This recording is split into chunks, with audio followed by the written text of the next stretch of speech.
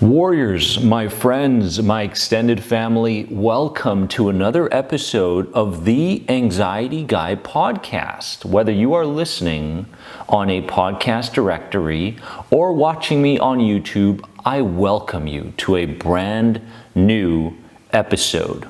It's going to be fantastic. It's going to be in-depth, and I am excited. If you're just listening to this podcast, please go ahead and subscribe on your favorite podcast directory. As well, if you're listening on YouTube, subscribe on YouTube. And if you want to learn more about the Health Anxiety Program, 12 Weeks to Freedom from Health Anxiety, head on over to theanxietyguy.com today. And we're here drinking my reishi tea, as you can see on YouTube. And we have some questions, okay? I have some questions for your subconscious mind, your inner child, okay? Today, these questions are deep. These questions, many times, we don't like asking ourselves because it makes us feel uncomfortable. You'll see many people today put up wall after wall after wall, execute action after action after action, to not ask themselves the more serious questions. Okay? Now remember something. We want to direct these questions to your inner child's subconscious mind and body. That's what we want to do. We want to talk to the deeper parts of you. And the way we do that is when we are more so in a brainwave state that has in fact slowed down. Okay, that has in fact slowed down. So I want you to ask yourself these questions now and notice what the response is. But throughout this day, maybe tonight, I want you to lay down. I want you to get comfortable. I want you to take some deep breaths. I want you to shut the day off and go into this relaxed state with the intention of understanding what the answer is from your inner child. Okay? Let's get into these questions. Question number one is this, and if you're going to write these down, fantastic. Question number one is, what feeling am I suppressing? You know, you may think that this is a simple and easy question, and you've asked yourself this before, but have you? Have you really gotten to the root of the answer connected to this question? What feeling am I suppressing? I asked this question to myself many years ago, and what I was suppressing wasn't anger. Oh, no. Anger would be mild in comparison to what I was really suppressing in my body, which was rage. Rage towards certain relationships in my past, rage towards myself for not accomplishing the goals that I had set out for myself. So this rage was twofold. It was external and it was internal. But I didn't get to the root causes of this rage until I started asking myself better questions. So question number one, what feeling are you suppressing? Write down the answer. Question number two, what part of my body is holding on to this feeling? I've noticed certain connections between emotions and body parts over the years. I've noticed, for example, people that experience lump in the throat feelings or tightness in the throat feelings have an inability to express the ideas and the feelings and the emotions that they have within them. And so this avenue of expression that we call our throat, we realize has everything to do with a lack of expression. Remember, suppression, holding things in at a conscious level, is ailment, right? Is suffering. So what's the opposite? Expression is healing. Expression is freedom. But you must know what you need to express in order to start healing. Okay? Your story isn't the same story that you hear from your friend or the person on the anxiety support group that you've been talking to. No, no, no. Your story is unique to you. Your healing is unique to you. What you need to express, either in an imaginative sense or a physical reality sense, is different than others. So don't place yourself, don't compartmentalize. This means that, this is this. No, no, no. You are unique. Your healing journey is unique to you. Okay, so what part of your body is holding on to this feeling? Okay, go deep. Really, have the courage to answer these questions, not from a head level, not from the level of your intelligence, okay, because you'll want to edit that. Okay, that's what the conscious mind tends to do. It wants to edit everything that comes up.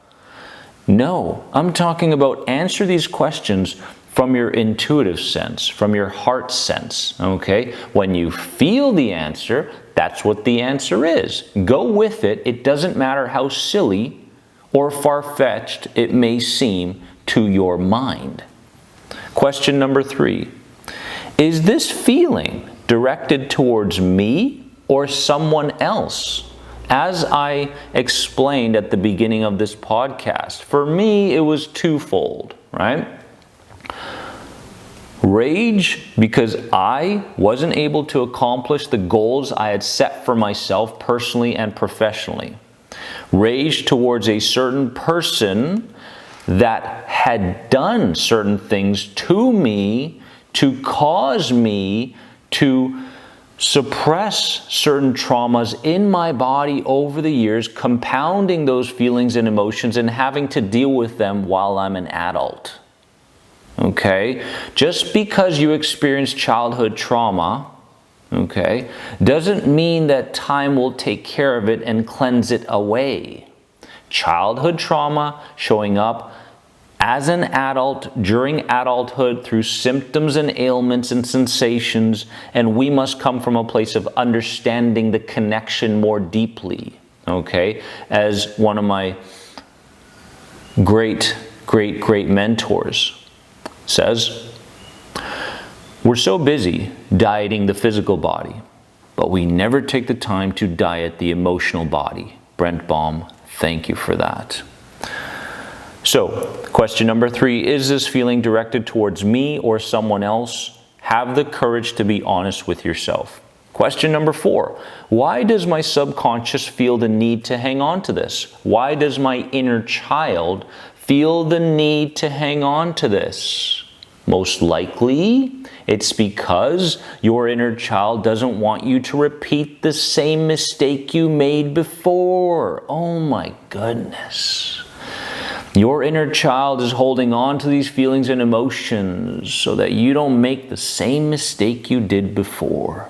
And it's better to suppress from the inner child's perspective than to bring it out into conscious view, to bring it out in your interactions with somebody. Why? Because your inner child doesn't want you to do that. It wants you to stuff everything inside your mind, body, and spirit, so that you don't feel the sense of overwhelm you felt once back in the day. And so you've convinced yourself that you are an introvert, right? I'm just an introvert. I hold everything inside. I don't talk to people. I don't visit places that are unfamiliar. I don't talk to strangers. I am an introvert. Not so much. Not so much, right? That is a very creative defense mechanism by the inner child, hoping that you won't find out about your true capabilities, because if you do, you will act on them. And if you do, you may feel the wrath that you felt when you were a child. Okay, you may make another mistake. You may feel overwhelmed. Okay, so it's not so much that we are introverts. It's that we have connected to an identity that is connected to suppressed emotions and ideas. Okay, that's the truth. So put the labels away, okay, and let's start tapping into what you're truly capable of at a conscious level. Because when you do with enough feeling and repetition, the inner child will get the message. Okay, there will be a point in your journey where things get to 50-50, right? The fearful ideas and the loving and capable ideas will be at 50-50. When you're there, fantastic, right? There's this tug of war. Which one's true, right? Is the fear true, or is the love and capability of me true, right? The quote, "You can't teach an old dog new tricks," is garbage. Absolute garbage. But because our authority figures told us these words and these sayings when we were children, they became belief systems for us, right? We don't have to believe anything we were told. We don't have to experience life the way others told us to experience life. We need to experience life through our own light, through our own vision, through our own belief systems. Are you doing that? Or are you just a replica or a mirror of someone else?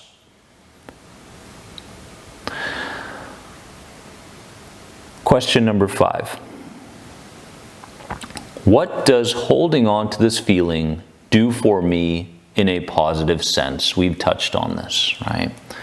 If I hold on to this feeling, no one will see who I truly am, therefore I will maintain the relationships that I have.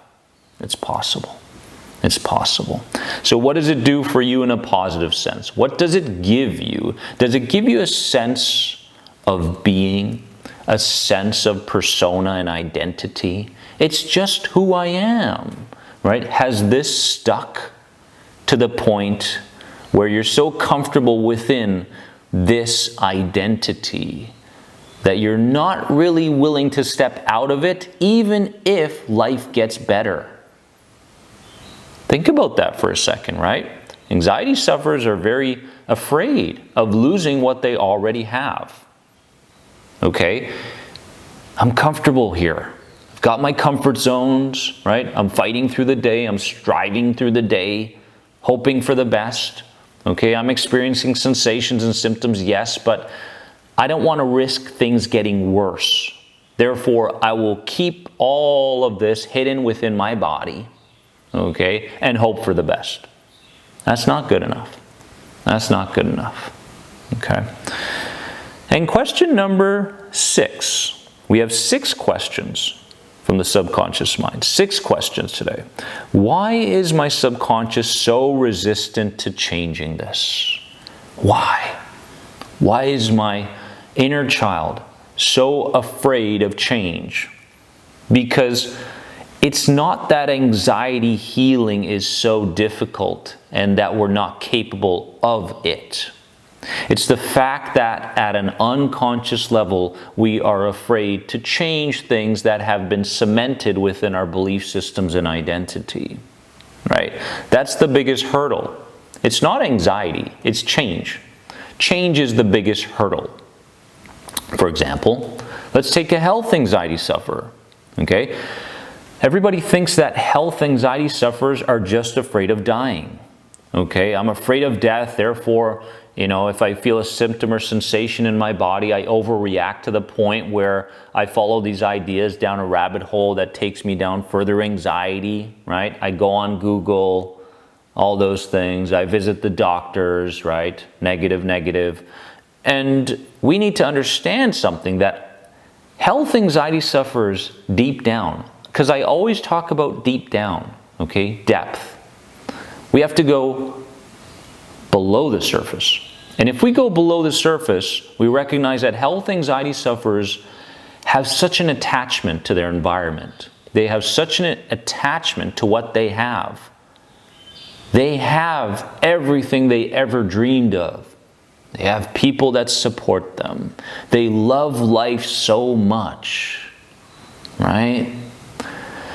And so it's not so much the fear of death as much as it is losing what they have, which is life, right? Losing what they have. And they're so connected to the people in their lives. They don't want to lose that. They love life so much, right? They love life so much. So, question number 1, what feeling am I suppressing? You. Question number 2, what part of my body is holding on to this feeling? Question number 3, is this feeling directed towards me or someone else? Question number 4, why does my subconscious feel the need to hang on to this? Question number 5, what does holding on to this feeling do for me in a positive sense? And finally, question number 6, why is my subconscious so resistant to changing this? You know what this will lead to? A change in attitude. This will lead to a change in mindset. Okay? The things that you were afraid of, you are starting to entangle. Okay? You're starting to untangle those things. Untangle. Right?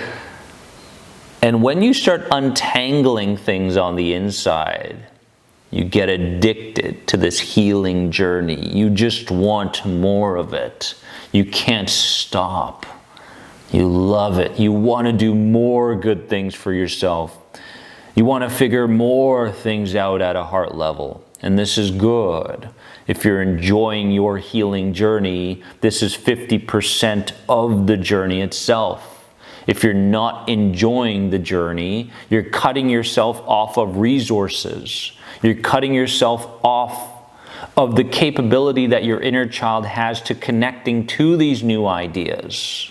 So there must be a sense of enjoyment. And if you can, I know it's challenging, bring a sense of playfulness to your healing journey. Okay, playfulness opens us up to our neuroplastic capabilities to rewire certain associations within the brain. Playfulness. Playfulness, oxytocin saturation, right? And what that means is that you will change things at the deepest levels faster the more playful you are. Bring that.